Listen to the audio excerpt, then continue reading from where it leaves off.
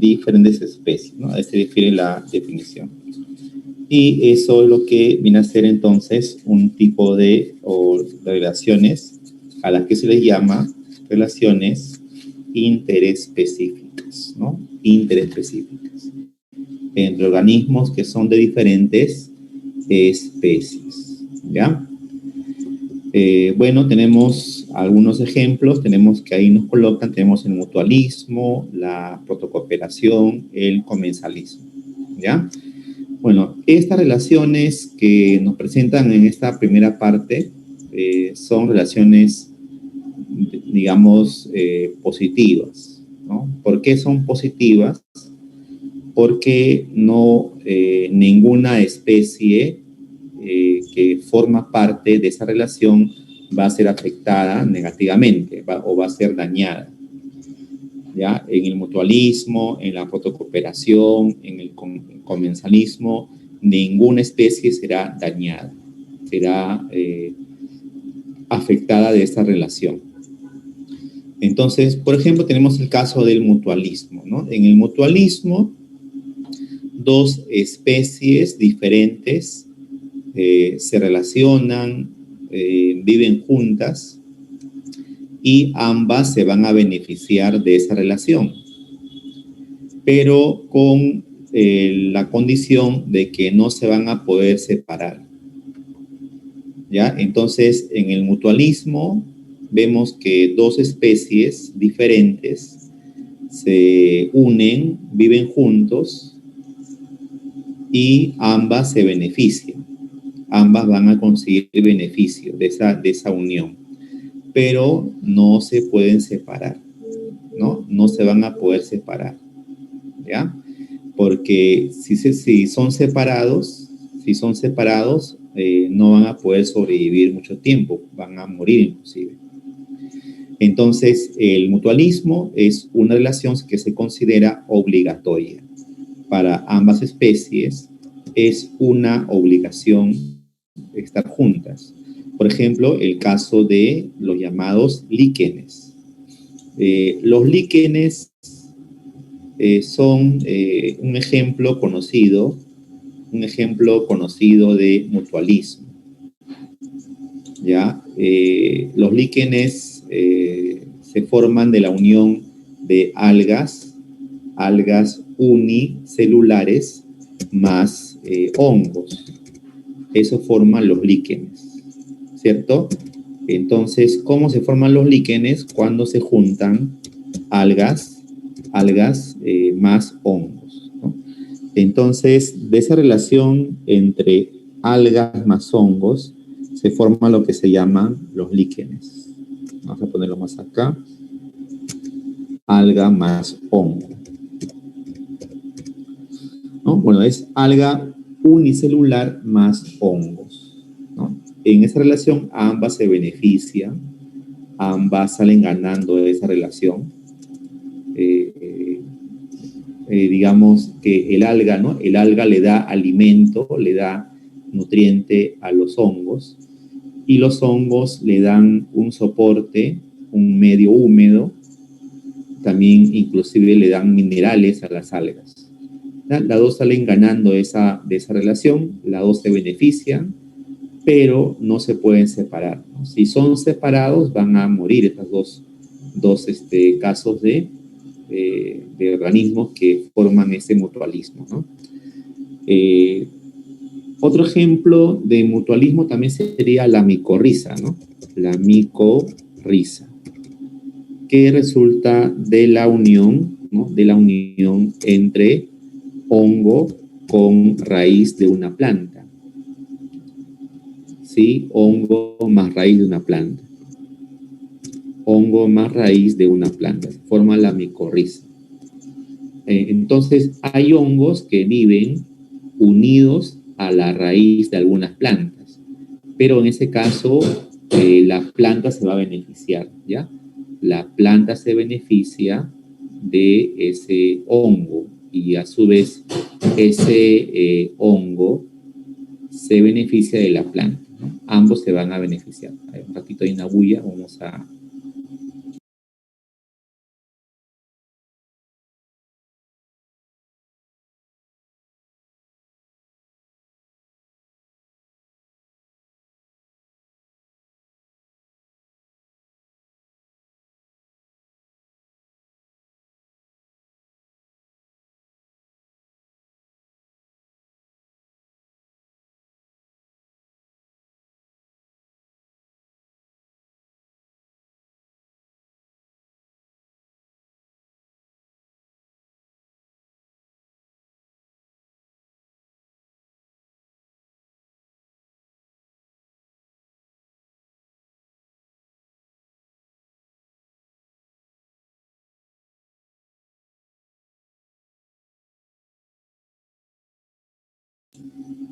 Ya, ahora sí. Disculpen. Decíamos que la micorriza, vamos a volver a repetir, la micorriza es una relación entre hongo más raíz, ¿no? El hongo le da minerales, le da también hormonas a la raíz y la raíz le da alimento al hongo, ¿no? Es una relación que también para los dos es obligatoria, no se pueden separar. Y el nódulo es otra relación, ¿no? El nódulo es otra relación en la que se han juntado, ¿no? Se han juntado una bacteria del género Rhizobium, una bacteria del género Rhizobium, ahí está. También se ha juntado esa bacteria con raíces de plantas, también, ¿ya? Y en este caso también ambos también se van a beneficiar, ¿ya? Ambos se van a beneficiar. ¿Ya? La bacteria Rhizobium le da, en este caso, es un caso especial porque esta bacteria, el Rhizobium, le da nitrógeno, específicamente le da nitrógeno a la raíz de esta planta y esa planta le da, obviamente, alimento a la bacteria. Ambos se benefician, pero no toleran la separación. Eso es el problema del mutualismo. Claro, si bien es cierto, ambos se benefician, pero pues no se pueden separar. Otra relación parecida al mutualismo es la protocooperación. La protocooperación es una relación también parecida al mutualismo. Pero en la protocooperación, ¿qué sucede? Que, claro, si bien es cierto, ambas especies se benefician, pero se pueden separar sin ningún problema. Ya se pueden separar. En la protocooperación, dos especies diferentes, ya en la protocooperación, dos especies diferentes se unen, se juntan por un tiempo breve. Ya la protocooperación es una unión breve también, es por poco tiempo, en comparación al mutualismo, ¿no? En el mutualismo la relación es permanente, se juntan para siempre o hasta que, digamos, ambos mueran, ¿no? Hasta el final de sus vidas. En cambio, en la protocooperación es una unión breve por corto tiempo, en la que ya no es obligatoria, o sea que se pueden separar sin ningún tipo de efectos para su supervivencia, y ambas se van a beneficiar, ¿no? Eso pasa en la protocooperación, que dos especies se benefician, pero ya no es obligatorio que se mantengan juntos, ¿no?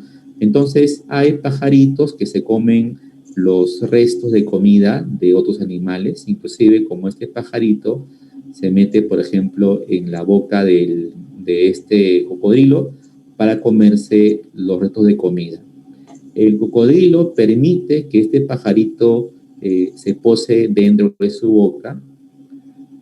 Por instinto, este animal, digamos, va a permitir que esta ave esté en su boca para limpiarle los dientes prácticamente, limpiar su boca de desperdicios.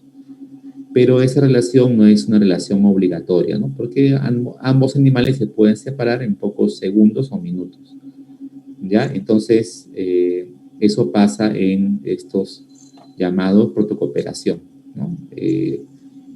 Bueno, otros ejemplos que podríamos dar, vamos a ir de repente a colocar un ejemplo que es conocido, ¿no?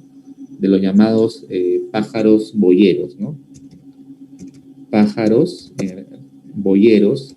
Los pájaros boyeros se comen en las garrapatas de los bueyes, ¿no? Pero los pájaros boyeros no solamente dependen del buey, ¿no? También se pueden ir a comer garrapatas a la jirafa, a las cebras, etcétera, ¿ya? Entonces, esta relación es un ejemplo también de lo que se llama protocooperación porque ambas especies se benefician, pero no es obligatoria, ¿no? No es obligatoria esa protocooperación. También se considera protocooperación la relación que hay entre mariposa y flores. También es una protocooperación porque ambas especies se benefician, ¿no? Pero no es obligatorio que la mariposa esté unida a un solo tipo de flor, ¿no? A un solo tipo de flor. Entonces se considera una relación de tipo, digamos, protocooperación, ¿no? Que no es obligatorio.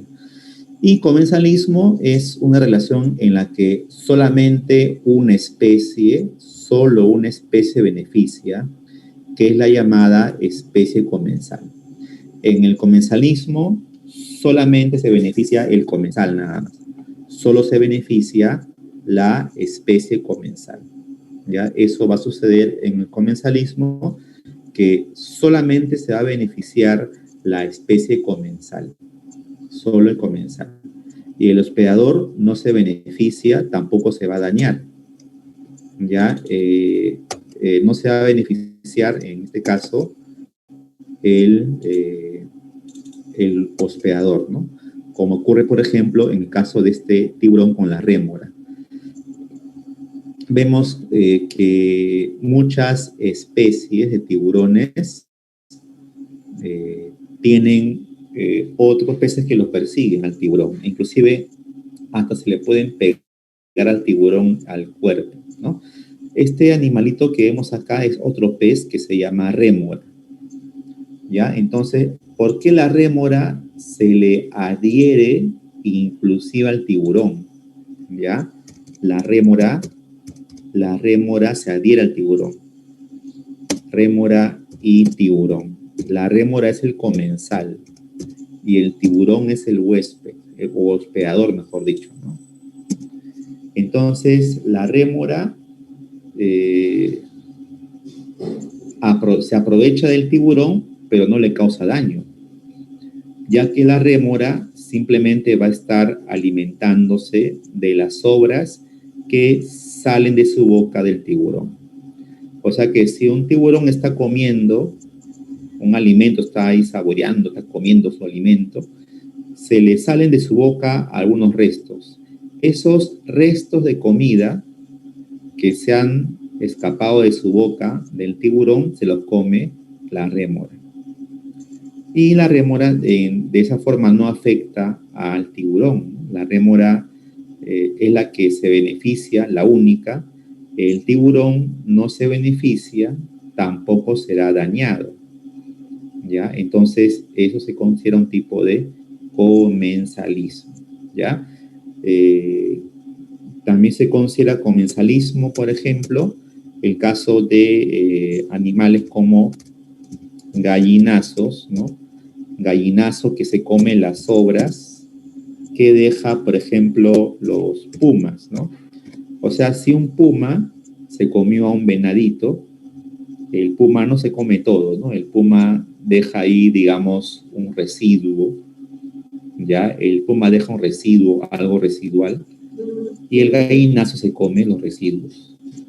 O sea, el gallinazo se come los residuos que dejó el puma cuando se comió a la presa. Entonces el puma ya está lleno, se va a descansar, se va a dormir, y el gallinazo se come las sobras que dejó el puma. Y más o menos son sobras que son de una cantidad suficiente para alimentarse este gallinazo, ¿no? Entonces también se considera esa relación como relación de comensalismo, ¿no? Bueno, ahí también Ricardo hace relación a algunos símbolos que se pueden utilizar para estos casos de relaciones interespecíficas, ¿no? Por ejemplo, ¿qué símbolo podemos utilizar en el caso de mutualismo? Sería más con más, ¿no? ¿Por qué usaríamos en el mutualismo más con más? A ver, ¿cómo sería esto acá? Sería, a ver, vamos a buscar el símbolo más, ahí está, más y más. ¿no? ¿Por qué más y más en el mutualismo? Lo mismo también va a ser más y más en la protocooperación. ¿Qué significa eso de más con más? Significa que ambas especies se benefician, ¿sí o no? Ambos se benefician. Más con más se benefician. Esta especie, las dos se benefician. En cambio, en el comensalismo sería más con menos, pero más con cero, perdón. No es más con cero. Sería más con cero. Más con cero, ¿no? Cero, ahí está. ¿Por qué más con cero? Porque ello va a significar que en el comensalismo solamente una especie se va a beneficiar y la otra ni se beneficia ni tampoco se va a dañar. ¿Ya? El cero que me indica que una especie, la otra, como el tiburón, por ejemplo, no se beneficia, no se daña. No se beneficia, no se daña. ¿Ya? Entonces, eso sería cero. El único que se beneficia es el llamado comensal, ¿no? Como el caso de la rémora. Listo, entonces, estos son ejemplos de relaciones interespecíficas, pero positivas, ¿no? Aquellas que son positivas. Pero hay un conjunto de relaciones que también se dan entre organismos de distintas especies, pero que en el caso que vamos a ver a continuación ya va a haber especies que van a ser dañadas, ¿no? ¿A qué nos referimos? Nos referimos a las relaciones que son negativas, ¿no? Por ejemplo, la competencia, lo que viene a ser la depredación, son relaciones negativas, ¿no? Son negativas.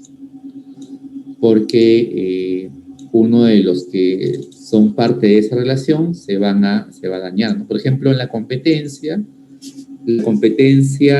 clásica, ¿no? Entre leonas e hienas, ¿no? Entre leones y hienas, ¿no? Entonces, en esta relación entre leones, perdón, y hienas, uno va a perder, ¿sí o no? En esa relación uno va a perder.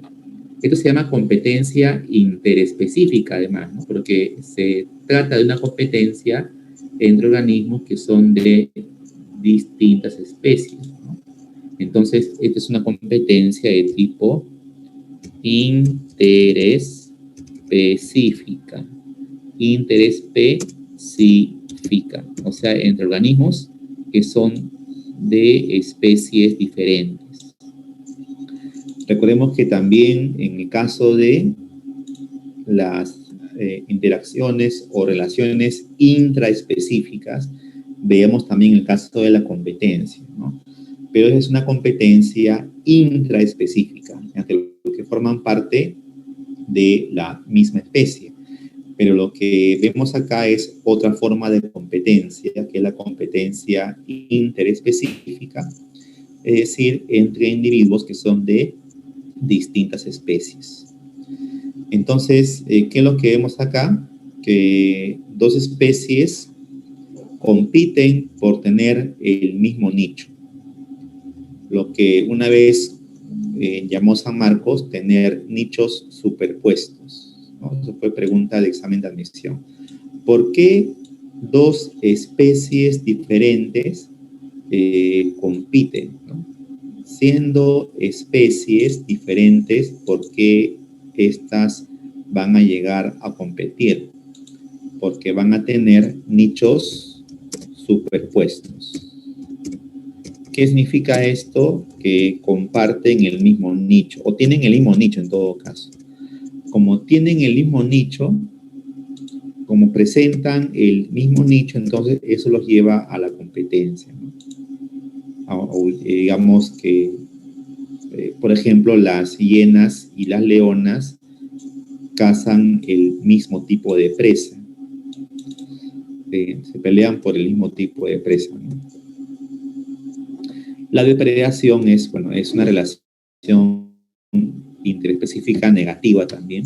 Bueno, las relaciones negativas, que son las que estamos viendo a continuación, son relaciones en las que uno de los que forma parte de esa relación se beneficia, pero el otro se perjudica. Sería, en ese caso, más con menos, ¿no? Más con menos, ahí está. Más con menos porque menos, ¿qué significa? Que la otra especie se va a afectar. Una especie se beneficia, mientras que la otra se ve afectada, se ve, digamos, especie muy afectada, ¿no? De esa relación. Eso pasa, por ejemplo, en la competencia, pasa en la depredación, en donde por lo general el depredador se beneficia y el dañado es la presa. Entonces vemos como este animalito, ¿no? Que es un pequeño antílope, intenta escapar, pero bueno, ya estos guepardos lo van a alcanzar, ¿no? Ya han hecho una trampa para agarrarlo y ya. Entonces, ahí vemos cómo una especie beneficia y la otra queda dañada, pues, ¿no? En la depredación, que es una relación de depredador y presa, ¿no? Entre depredador y la presa. Otras relaciones que son negativas, ya, otras relaciones que son negativas, ahí vienen a ser el parasitismo y el amensalismo. El parasitismo es una relación entre parásito y hospedador, ¿no? Bueno, de esto hemos visto un montón de ejemplos en temas anteriores, donde hemos hablado de enfermedades infecciosas, ¿no? Y justamente los agentes causales, o sea, aquellos que causan enfermedades infecciosas, son parásitos, ¿no? Bacterias parásitas, protozoarios parásitos, hongos. Entonces, ellos son parásitos y lo que hacen ellos es aprovecharse de ti y causarte daño. Eso hace un parásito, ¿no? El parásito, ¿qué va a hacer? Se va a aprovechar de ti. Ese parásito se aprovecha de ti y te causa daño, ¿no? Eso es lo que hace el parásito. Y en el amensalismo es una relación en la que un vegetal, un organismo, por lo general, produce una sustancia química para inhibir o eliminar a otro organismo. Eso ocurre en el llamado amensalismo, ¿no? En el amensalismo, una especie produce una sustancia química para eliminar a otra especie. ¿Y por qué elimina a otra especie? Porque esa otra especie es su competidor. Por ejemplo, estos arbolitos no permiten que en el suelo crezcan hierbas. Para ello, estos arbolitos producen sustancias químicas para provocar la muerte de esas hierbas, para que no se desarrollen, y ellos se quedan, digamos, con el suelo. No admiten competidores. Es un tipo de amensalismo, ¿no? Podemos colocar, en todo caso, ahí ejemplos o tipos de amensalismo. A ver, tipos de amensalismo. ¿Cuáles son, a ver, tipos de amensalismo? Tenemos el ejemplo que se ve en la figura, en la imagen, sería el caso de la alelopatía. Alelopatía, ¿no? La alelopatía es un ejemplo de amensalismo que se da entre plantas. Entre plantas, ¿no? Por ejemplo, el eucalipto es un arbolito conocido que elimina hierbas. No permite que en el suelo estén las hierbas. ¿Ya? No permite que en el suelo estén las hierbas. ¿Cuál sería, a ver, otro ejemplo de otra clase de amensalismo, ¿no? Tenemos la antibiosis, ¿no? La antibiosis es otro ejemplo de amensalismo que se da entre microbios, entre microorganismos. Por ejemplo, el caso conocido del hongo llamado penicillium, ¿no? El hongo penicillium. El hongo penicillium es un hongo que elimina bacterias. Para ello produce penicilina, un antibiótico. Entonces, el hongo Penicillium elimina bacterias para, de esa manera, para que de esa forma el hongo Penicillium se libere de esos competidores que son las bacterias. Claro, como ya tú sabrás seguramente, el hongo Penicillium es el organismo donde se descubrió el antibiótico llamado penicilina, ya que este hongo produce la penicilina, pero para eliminar a las bacterias que están cerca, para que no compitan con el hongo, por un alimento que están, digamos, aprovechando, ¿no? Entonces, ello sería con respecto a relaciones que son negativas, ¿no? En las relaciones negativas, vamos a ver que una especie se beneficia y la otra va a quedar dañada, ¿ya? Eso es lo que va a pasar en una relación de tipo negativo.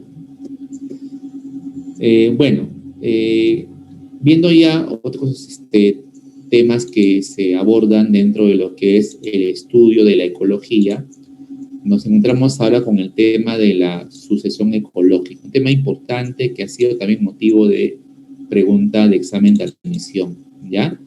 La sucesión ecológica es el proceso de cambios en los ecosistemas o comunidades. Es decir, los ecosistemas o comunidades van a pasar por procesos de cambios. También algunos le dicen la evolución de los ecosistemas, ¿no? El proceso de la evolución de las comunidades. Entonces, estos cambios en los ecosistemas durante el tiempo, ¿no? Es un proceso que se va a dar en distintos ambientes. Por ello, hay también una clasificación de tipos de sucesión ecológica. Por ejemplo, tenemos la sucesión primaria, que es aquella que se va a dar en un medio que, digamos, no tenía una comunidad anterior, ¿ya? La sucesión primaria se da en un medio donde no había una comunidad anterior, ¿ya? Por ejemplo, en un medio donde solamente hay arena y piedras, o solamente donde hay pura piedra, donde hay pura roca, entonces ese medio que no tiene comunidad anterior va a ser un medio donde se va a desarrollar una sucesión primaria, que va a consistir en la llegada de algunos organismos, por ejemplo, líquenes, van a comenzar a llegar líquenes. Los líquenes están formados por hongos y algas unicelulares. Estos líquenes son traídos por el viento y si estos líquenes llegan a ese medio donde hay solamente piedras, tierra, estos líquenes van a contribuir con la descomposición de las piedras, de las rocas, ¿ya? Eso se llama meteorización. Entonces, al hacer esto, los líquenes van a, mediante la descomposición de la roca, van a contribuir a la formación de un suelo diferente, de un suelo distinto. Obviamente también requiere que haya humedad en ese medio, un factor sería importante que se presente la humedad. Entonces, juntamente con los hongos y otros organismos van a comenzar a descomponer la piedra, la roca. Y se forma un suelo, se va formando poco a poco un suelo que va a permitir, por ejemplo, que ahí se instalen después los musgos. Si hay humedad, entonces llegan los musgos, se instalan ahí los musgos, y estos musgos luego de un tiempo van a comenzar a morir y van a dejar un suelo ya con presencia de materia orgánica, ¿no? Entonces, ese suelo ya que tiene minerales y materia orgánica, ya entonces va a ser un suelo más propicio para que lleguen ya otras plantas, por ejemplo, la mala hierba que le dicen, algunas hierbas, pastos, van a comenzar a llegar traídos por el viento mediante sus semillas. Entonces, poco a poco esto va a ir cambiando de un suelo que era rocoso a un suelo con plantas pequeñas, luego con pequeños arbustos, luego árboles. Esto va a traer también de forma paralela animales, ¿no? Diversos, ¿no? Invertebrados, vertebrados, y se va formando un nuevo ecosistema, ¿ya? Donde no hubo una comunidad anterior. Entonces, este tipo de sucesión ecológica llamada sucesión primaria, esta sucesión primaria va a terminar en una etapa del desarrollo que se llama comunidad clímax. Como dice acá, hasta alcanzar la comunidad clímax. ¿Qué es una comunidad clímax? Una comunidad clímax es una comunidad desarrollada y madura.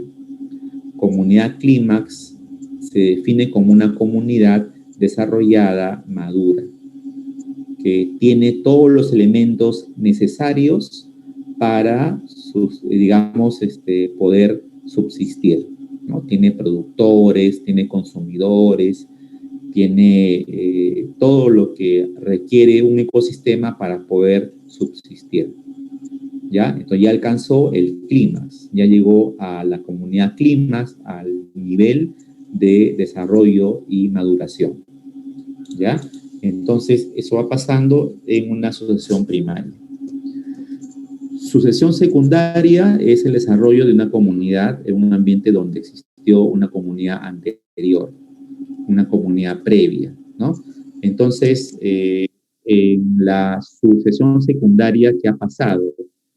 En la sucesión secundaria lo que ha pasado es que ha habido digamos, un efecto negativo que ha tenido una comunidad, un ecosistema. Puede ser que, por ejemplo, ese ecosistema haya sufrido un incendio forestal, por ejemplo, o quizás fue el ecosistema dañado por un huaico, una inundación, ¿ya? Entonces, ese ecosistema, esa comunidad dañada, va a ser sobre la cual se va a llevar a cabo una sucesión secundaria. La sucesión secundaria se va a realizar en un medio que tiene una comunidad anterior, pero que ha sido dañada o afectada. Y vamos a ver que esa comunidad anterior, dañada, afectada, va a ser invadida por otras formas de vida. Por ejemplo, van a llegar las llamadas malas hierbas o malezas a invadir esta zona dañada y se va a iniciar otro proceso de, digamos, formación, desarrollo de la comunidad, hasta alcanzar el llamado clímax, ¿no? Es decir, el máximo desarrollo, maduración de una comunidad. Bueno, ¿qué cosa es la eutrofización? ¿No? Es un fenómeno, la eutrofización es un fenómeno producto de la contaminación principalmente, donde un lago o laguna va a desaparecer debido a la acumulación constante de materia orgánica. Entonces, si un medio acuático, por ejemplo, este medio acuático comienza a ser invadido por materia orgánica, es decir, en ese medio se depositan desechos orgánicos, desperdicios orgánicos, o también ese medio se utiliza, por ejemplo, para de repente hacer la limpieza, el lavado, ¿no? Algunos lugares del Perú no tienen agua potable, por ejemplo, ¿no? Entonces, hay gente que se va a lavar al río, a la laguna, se van a lavar, se van ahí también a asearse en la laguna, o también ahí a depositar sus desechos también en la laguna, y esa laguna comienza a llenarse de materia orgánica.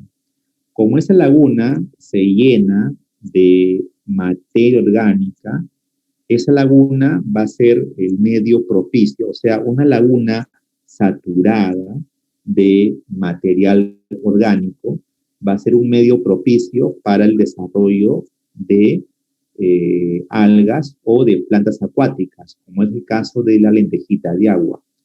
Lo más común es que van a llegar por el viento lentejitas de agua que van a caer a esa laguna, y como esta laguna tiene bastante acumulación de materia orgánica, van a ellas encontrar un medio que les va a permitir reproducirse bastante a estas lentejitas de agua que van a cubrir la superficie de la laguna, y a estas lentejitas de agua van a estar cubriendo la superficie de la laguna, y debajo de esa superficie va a haber falta de luz. Al haber falta de luz, va a haber muerte de algas, muerte de peces, y estos animales y vegetales muertos que van a estar ahí debajo van a incrementar todavía más la saturación de material orgánico.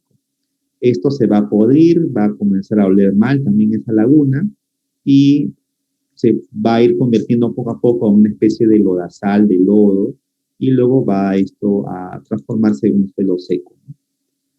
Bueno, ahí la pregunta entonces que nos hace ver San Marquito sería justamente lo que hemos explicado, el proceso de la eutrofización, ¿no? Vemos cómo la contaminación de una laguna por material orgánico de forma constante hace que esa laguna pase por un proceso de eutrofización, es decir, de saturación de material orgánico hasta provocar la desaparición de esa laguna. Calentamiento global es un fenómeno provocado por el exceso del efecto invernadero, ¿cierto? Un exceso en el efecto invernadero, es decir, que en el ambiente, en la atmósfera, existe una acumulación excesiva de gases invernaderos. O sea, ya no es normal esa acumulación de gases invernaderos, caso, por ejemplo, el dióxido de carbono, caso, por ejemplo, el metano, ¿ya? Entonces, cuando el metano, cuando el amoníaco están acumulándose en niveles ya excesivos en la Tierra, en la atmósfera, en el ambiente, estos van a provocar una acumulación de calor, lo cual va incrementando la temperatura en toda la Tierra, lo cual se va a llamar ese fenómeno calentamiento global, el cual tiene efectos diversos. Uno de ellos es justamente lo que viene a ser cambio climático, ¿no? El cambio climático. El cambio climático es uno de los efectos que provoca el calentamiento global, ¿ya?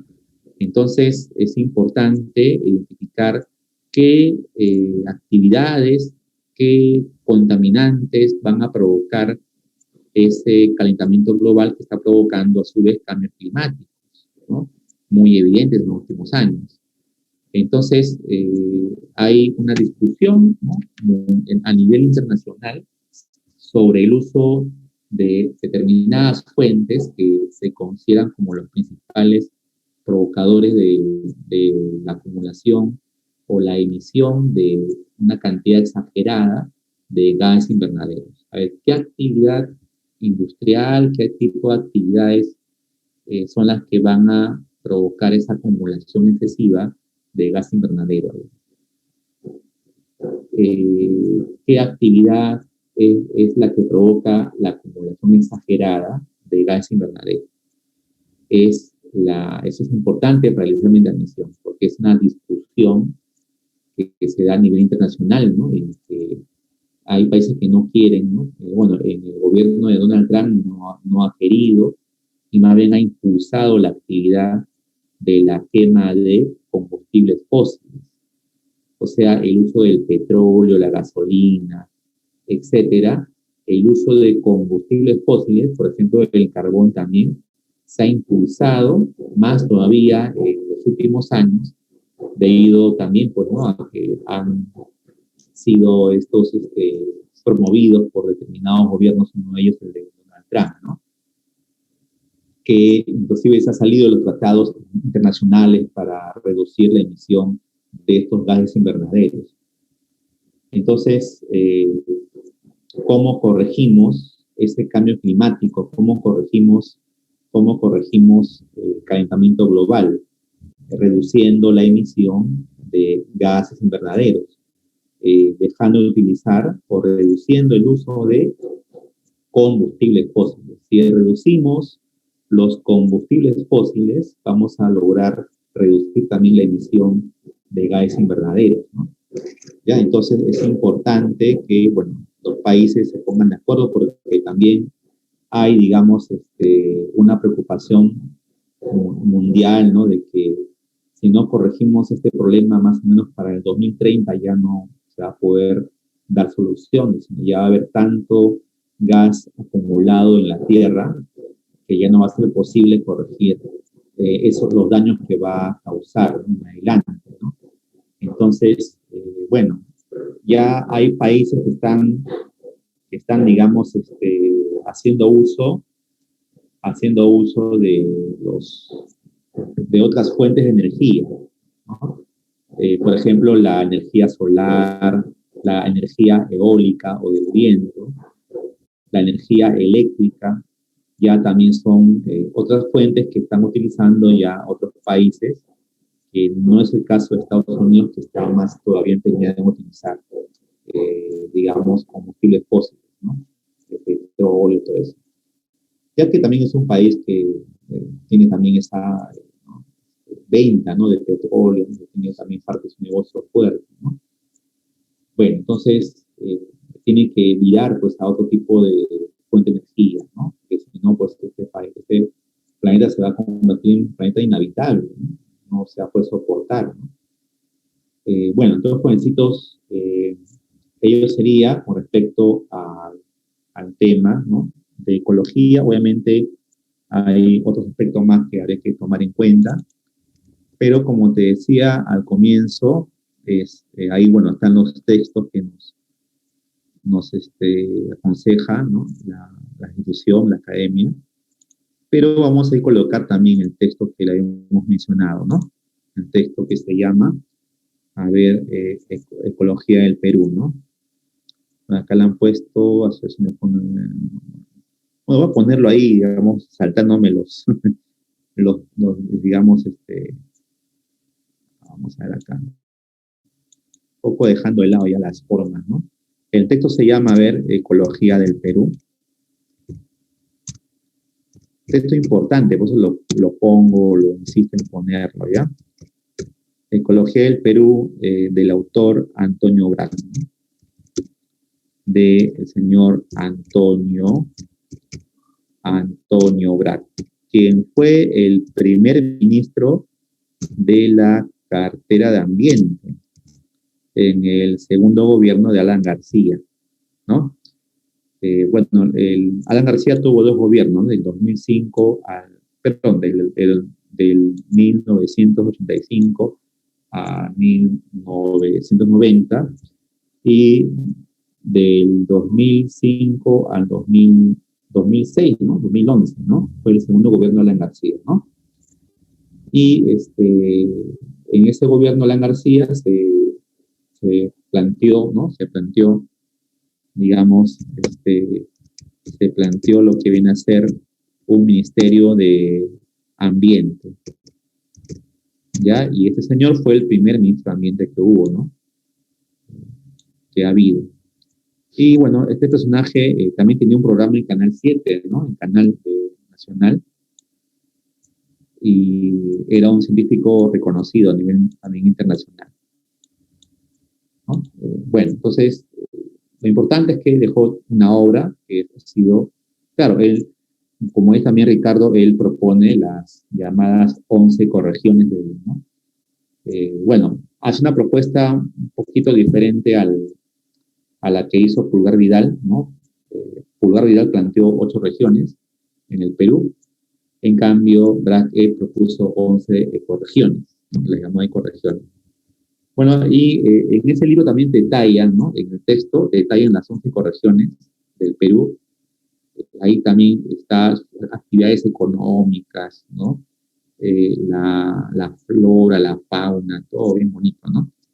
Pero bueno, esa parte del texto es bastante amplia, ¿no? De las 11 correcciones, pero ahí como que un poco puede ser muy denso, no es una parte del texto que sea importante para esa misión, ¿no? Para esa misión es la primera parte que es de ecología general, Y la tercera, última parte que habla sobre la contaminación, sobre sus efectos, cómo corregir las actividades para que reduzcamos la contaminación. O sea, ¿qué actividades debemos de impulsar para superar la contaminación? Esa parte sí es importante, esa misión. A esas cositas vienen, por ejemplo, ¿no? Entonces, listo con esto, entonces vamos a pasar a ver la práctica, ya la práctica calificada o práctica dirigida, perdón, eh, con lo cual vamos a ir terminando, jovencitos, las clases del curso de biología, por lo menos en la parte teórica, ¿no? Bien, entonces, ante la primera pregunta, hay un tipo de parasitismo